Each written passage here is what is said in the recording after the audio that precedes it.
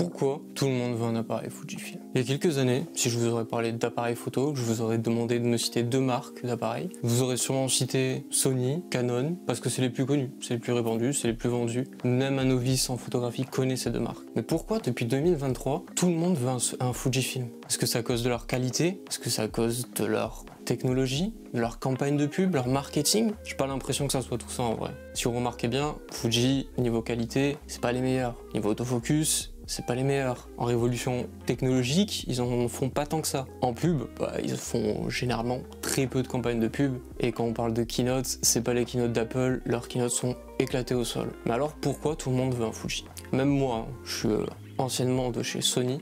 Et je suis passé en 2023 chez Fujifilm. J'ai commencé avec un X-T3 et puis maintenant je suis avec un X-H2, celui qui est en train de me filmer actuellement. Alors pourquoi les gens veulent cet appareil? Comment ça se fait qu'il soit connu d'un coup comme ça? Fujifilm, c'est pas une marque qui est récente, c'est pas un nouveau truc ou quoi que ce soit. Non, Fuji, ils existent depuis des années. À l'époque de l'argentique, ils étaient déjà là. C'est une ancienne marque telle que Kodak, Hasselblad, c'est des très vieilles marques. Mais pourtant, c'est un peu comme Leica et Hasselblad, ils font pas vraiment de promotion sur leurs produits. Bon, après, Leica et Hasselblad se réservent à une élite, on va pas se mentir, c'est normal. Mais Fujifilm, ce qui les a fait cartonner, c'est les réseaux sociaux, avec l'effet de nostalgie qu'on retrouve de plus en plus. Il y a beaucoup de personnes qui disent « c'était mieux avant », ce genre de trucs. Et on le voit dans beaucoup d'industries, que ce soit au cinéma, avec les remakes qui se font, les jeux vidéo, avec des vieux jeux vidéo qui sortent des suites. Dans l'industrie de la musique aussi, on retrouve un peu de nostalgie. La nostalgie, ça fait vendre énormément. Et Fujifilm, c'est des pros pour faire de la nostalgie. Fujifilm intègre ce qu'on appelle des simulations de films. Ces simulations de films, elles font comme si on shootait en argentique. Donc les JPEG, ils sont déjà très bons et ils émulent des pellicules argentiques. Du coup, ça rend un petit effet vintage qui est très recherché à l'heure d'aujourd'hui. C'est pour ça qu'on voit beaucoup plus d'objectifs argentiques maintenant. C'est mon cas, j'en collectionne. Je suis une victime de la société de consommation. Ce qui les a vraiment fait éclater, c'est la popularisation de leur Fujifilm X100V sur TikTok et les autres réseaux sociaux. On en a mangé mais partout, à toutes les sauces. Le X100V, c'était le meilleur appareil photo pour débutants, les photos sont incroyables, tellement qu'ils ont été en rupture de stock. Voilà. Je crois que de base, il se vendait à 1300-1400 € quand il est sorti. Dû à TikTok et toutes les personnes qui en ont parlé, il y a tellement une hype sur ce produit qu'il a très vite été en rupture de stock partout et que les mecs s'amusaient à le revendre pour 2 fois à 3 fois le prix. Et là, maintenant, aujourd'hui, le X100V6, marque 6, je sais pas comment on l'appelle, vient de sortir.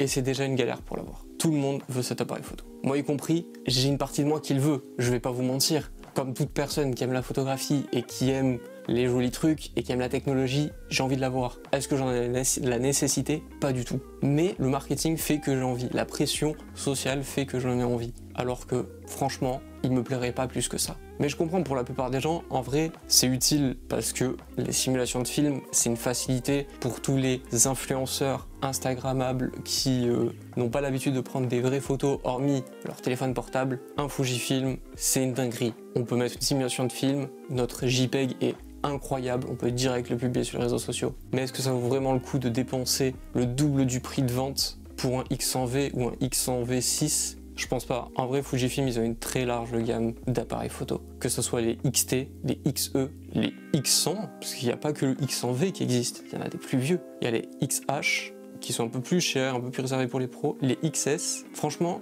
il y a mieux à acheter pour moi qu'un X100V. Si vous voulez un X100V par rapport à sa compacité, vous pouvez aller regarder sur d'autres marques. Ricoh fait des simulations de films aussi. Ricoh est beaucoup plus petit et il est moins cher. Pourtant, personne n'en parle. C'est un appareil qui est pas très connu, alors que selon moi, il est même mieux que le X100V. Pas mieux que le X100V6, parce qu'il a des fonctionnalités vidéo que le Ricoh n'a pas, parce que c'est un appareil photo. Il ne fait pas de vidéo. Enfin, il en fait, mais il n'est pas fait pour ça, quoi. Après, vous voulez quelque chose de moins cher qu'un X100V, avoir les mêmes choses, c'est assez simple. Vous prenez un X Pro, que ce soit le X Pro 1, X Pro 2, X Pro 3, vous mettez un 23 mm f2, vous avez un X100V. Ou alors encore mieux, vous voulez un truc encore plus petit, XE4, XE3, 23 mm, et vous avez un X100V. Et même mieux, je dirais, vous pouvez mettre un objectif pancake type le 27 mm f2, qui est selon moi le meilleur pancake qui existe chez Fujifilm. Vous mettez ça, vous avez un X100V pour 2 fois moins. Il n'y a pas de blague, c'est 2 fois moins cher. Vraiment, je vais pas vous cracher sur Fujifilm ou quoi que ce soit, hein, parce que moi-même je suis fujiste maintenant.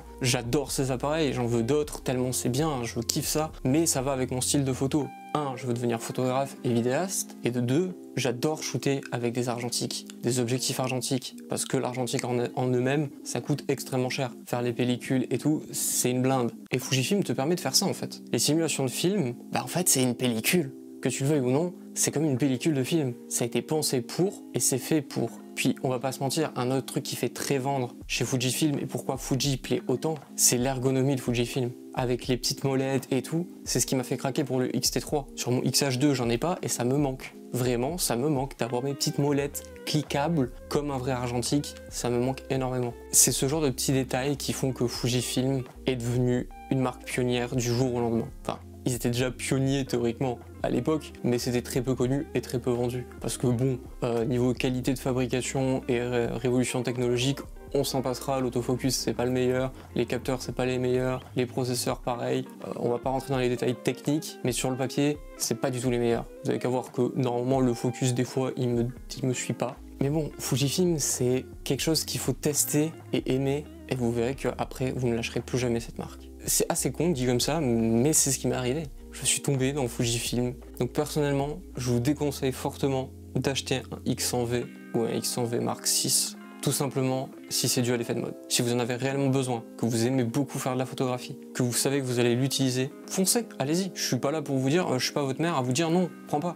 Mais par contre, vous faites pas arnaquer parce qu'il y a de plus en plus d'arnaques avec ces modèles-là. Donc essayez de l'acheter à des prix raisonnables, attendez des réductions, attendez peut-être des bonnes occasions. Sur le marché de l'occasion, il y a beaucoup de X100V. Faire attention aux arnaques, comme j'ai dit, il y en a énormément. Et si vous voulez vraiment rentrer chez Fujifilm et que vous vous en foutez un peu du compact, de l'aspect compact, ou même que vous préférez les objectifs interchangeables comme moi, visez d'autres boîtiers. Sincèrement, vous avez la gamme des XT, c'est ce qui a fait connaître Fujifilm et c'est ce qui est le meilleur chez Fujifilm pour moi. À mon sens, on sait que la gamme XH théoriquement est meilleure et GFX encore plus, mais les XT c'est l'essence même de Fujifilm et vous prendrez sûrement plus de plaisir à vous acheter un XT4, même un XT3 qui date de 2013, que vous achetez le dernier X100V.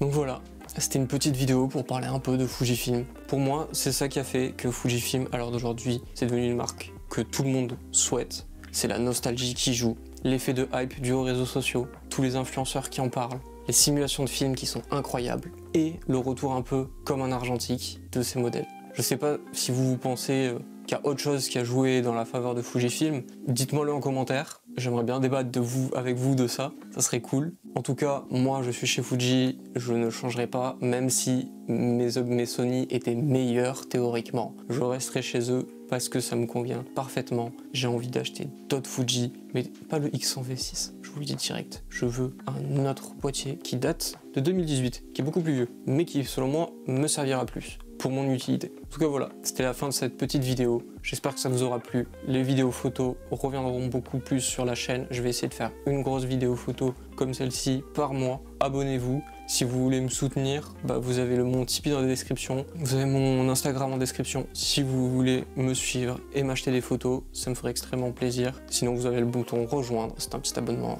à 1 € qui m'aide énormément. Et tout ce que vous pouvez faire pour m'aider encore plus, c'est aimer la vidéo, commenter et la partager. J'espère que ça vous aura plu. C'était Excelsior pour une petite vidéo parlant de Fujifilm. On se revoit bientôt. Tchuss!